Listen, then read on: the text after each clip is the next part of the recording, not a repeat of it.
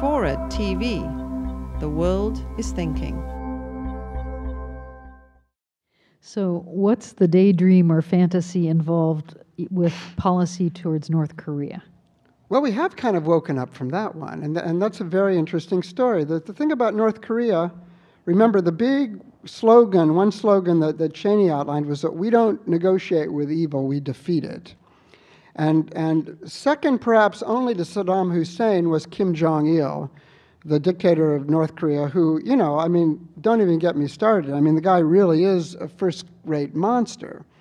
But Clinton had actually negotiated some deals. Their nuclear program was halted for 8 years, and they were very much on the road to another treaty that would have outlawed missile technology, both the production and exporting.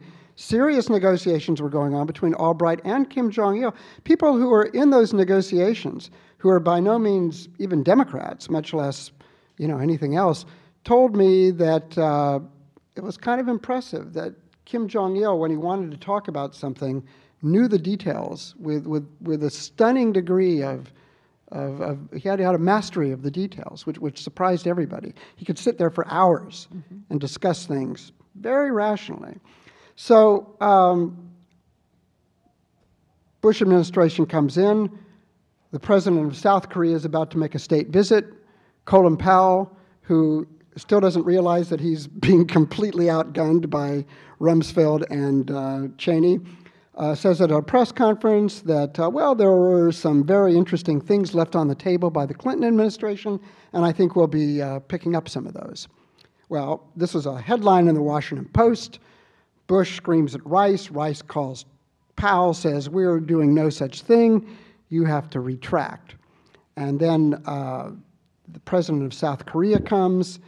Bush makes fun of him in public for reaching out to North Korea. And then we do nothing. And then the North Koreans announce that they're going to break out of the Non-Proliferation Treaty. Them going to unlock the case, which has all the fuel rods, which have been under international inspection. They're going to put them in a truck, take them down the road to the processing plant, and convert them into plutonium. This is all done with no objection, when they tried to do this in 1994, Clinton practically threatened to go to war, and then did this really rather shrewd mix of force and diplomacy to craft an agreement. Nothing of the sort happens. It's one thing, if you don't want to negotiate with these people, then do something. If you either go one way or the other. Just to let it happen passively is just. I guess they thought that in some ways, that we were so powerful that we would just glower and Kim Jong-il would crumble to bits. And it is true that when we went to war against Iraq, they did send a couple dozen fighter bombers to Guam and South Korea as if to send Kim Jong-il a message. And I'm told by some intelligence people that he did kind of disappear for a couple of months, went underground. But the regime, it's pretty strong. It didn't collapse. And when he saw that it didn't collapse, he should have done something. But he waited 4 years before finally putting out an agreement, a proposal on the table, which, by the way, is kind of like what Clinton did in 1994, but less insistent, less strong, because they've in the meantime exploded a nuclear weapon. And so we're back in but how this agreement happened is kind of interesting. Bush had also said, we will not do one-on-one talks with you ever. We will not have any talks with you about anything until you first give up your nuclear weapons. Well, what happens? They're desperate for some kind of agreement. Condi Rice's South Korean emissary meets one-on-one with North Korean counterpart in Berlin. Cheney's literally out of town. She calls Bush saying, we have a deal to do X, Y, and Z. Do you approve? He says yes. They take it to the 6 powers in Beijing. They all ratify it. A deal in 3 days that could have been done at any time in the previous 6 years.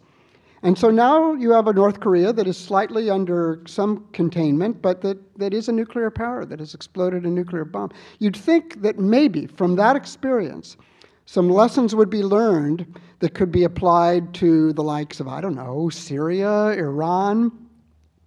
it hasn't. There are some things where the grip is still there. And these are things, by the way, we're not talking appeasement. We're not talking about abdication of vital interests or principles. We're talking about, diplomacy, and they might call it bribery or something like that, but, let's face it, that's what diplomacy has been about for centuries, to some degree.